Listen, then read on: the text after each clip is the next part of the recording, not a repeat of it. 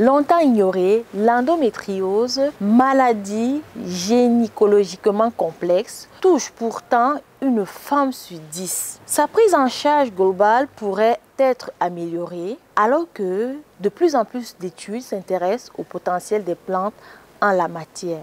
Il n'y a pas une plante pour l'endométriose, il y en a plusieurs. Elles doivent être choisies d'une manière judicieuse afin de couvrir plusieurs axes thérapeutiques importants. Dans cette vidéo, je vous donne ces axes ainsi que les plantes appropriées.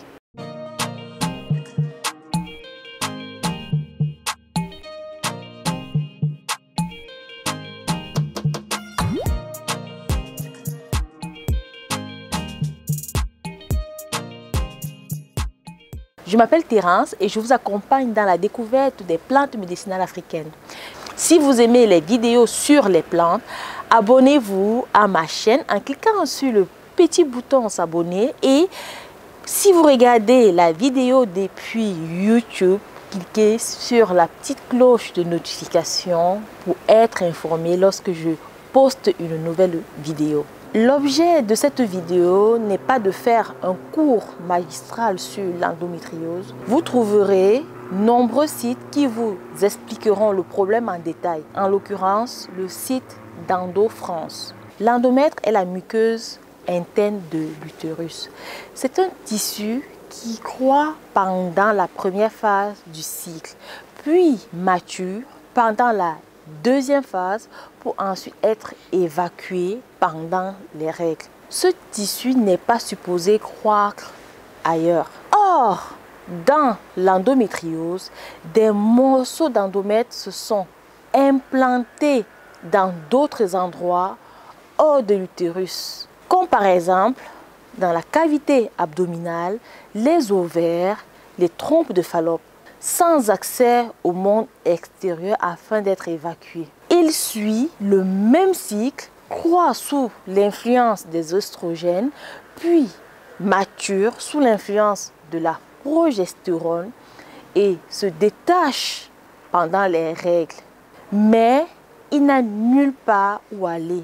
Ceci crée une inflammation chronique accompagnée de fortes douleurs. Ce mélange de plantes va agir au niveau de 5 axes stratégiques permettant de mieux gérer la crise. L'endométriose crée une inflammation qui varie en intensité selon la période du cycle, tout en gardant une base chronique. En d'autres termes, l'inflammation ne vous quitte jamais.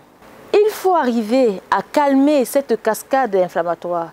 Ceci se fait d'une manière graduelle car les plantes n'agissent pas aussi vite que les anti-inflammatoires médicamenteux. Mais elles le font d'une manière efficace si on leur donne le temps. Le curcuma contenu dans notre mélange fait redresser l'endométriose et permet d'obtenir un effet anti-inflammatoire notable. L'excès d'œstrogène et le déficit en progestérone est bien connu par la science comme facteur aggravant de l'endométriose et du cancer des ovaires. Le gâtillier contenu dans notre mélange permet de stimuler la production de progestérone afin de maintenir des oestrogènes sous contrôle. L'inflammation chronique libère une quantité de radicaux libres qui finissent par endommager les cellules et propager l'inflammation. Un vrai cercle vicieux. De nombreux antioxydants existent capables de capturer les radicaux libres et de bloquer cette cascade. Le thé vert a une affinité particulière pour l'endométriose. Il est riche en galates d'épi-gallo-catéchochine. C'est un antioxydant puissant. Il réduit l'étendue des lésions de l'endométriose. L'inflammation de l'endométriose provoque une congestion de l'utérus, en particulier pendant les crises. Toute la zone semble lourde et gonflée, puis surviennent les trompes qui serrent comme dans un étau. La pivoine est une plante décongestionnante, analgésique et rééquilibrante pour la sphère hormonale. C'est la racine qui est utilisée. Cette plante est très adaptée au contexte de l'endométriose. L'endométriose entraîne parfois des saignements entre les règles. Après vous être assuré de la cause exacte, après consultation bien sûr par un médecin, vous avez une plante qui excelle pour ce genre de problème. Il s'agit de la bourse à Pasteur. C'est une plante hémostatique, par exemple, pour la sphère utérine. Je finis par l'un des axes les plus importants. Il s'agit de l'alimentation. Je vais vous donner uniquement les 3 points qui semblent les plus importants. Une alimentation riche en fibres végétales permet de fixer et d'éliminer les zones oestrogènes. Fruits et légumes de qualité bio, en particulier les jus de légumes journaliers, sont un gros plus si vous avez un extracteur de jus. Les aliments riches en gluten peuvent aggraver les symptômes de l'endométriose. Une étude menée par Marziali en 2012 sur 200 femmes souffrant d'endométriose et ayant une alimentation sans gluten pendant 12 mois a montré que 75% des femmes notèrent une amélioration significative des symptômes. Donc non, le sans gluten n'est pas juste un effet de mode. Les produits laitiers, d'une manière générale, ne sont pas vos amis pour la vie. La consommation de viande rouge semble augmenter les risques d'endométriose. Parazini l'a démontré dans son article publié en 2004. Ceci est probablement dû à la quantité d'hormones que l'on a injectées à ces pauvres animaux et qui perturbent nos propres cycles hormonaux. Une alimentation en grande partie végétale est donc à favoriser.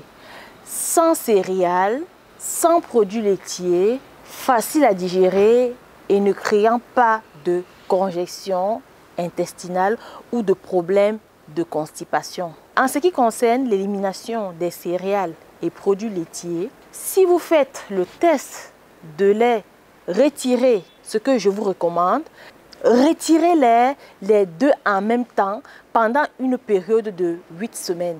Vous constaterez une nette amélioration lors des crises d'endométriose.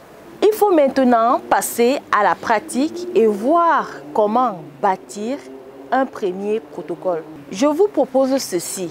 Changement alimentaire comme expliqué plus haut. Pendant les crises, prendre ce mélange de plantes que j'ai nommé tisane anti-endométriose, masser votre ventre avec l'huile de gingembre car c'est un antispasmodique et anti-inflammatoire puissant. Placez une bouillotte chaude par-dessus votre ventre pour fournir un soulagement indéniable. Il faudra noter en détail vos progrès et c'est un projet qui va s'étaler sur plusieurs mois et si vous avez patience et persévérance, vous tenez le bon bout. Il est important de noter que si vous essayez de tomber enceinte, il sera prudent d'arrêter la prise des plantes en raison des contre-indications possibles. La tisane, l'huile de gingembre et la bouillotte est disponible sur notre site internet www.terrassenature.com. Si tu as aimé la vidéo, merci de laisser un gros pouce en l'air et de faire un petit partage. Pourquoi pas si quelqu'un peut en bénéficier autour de toi. C'était Terrance, l'herboriste du bled, au-delà de tout, passionné des plantes. Merci de m'avoir écouté. Sur ce, utilisons le vivant pour soigner le vivant. À bientôt.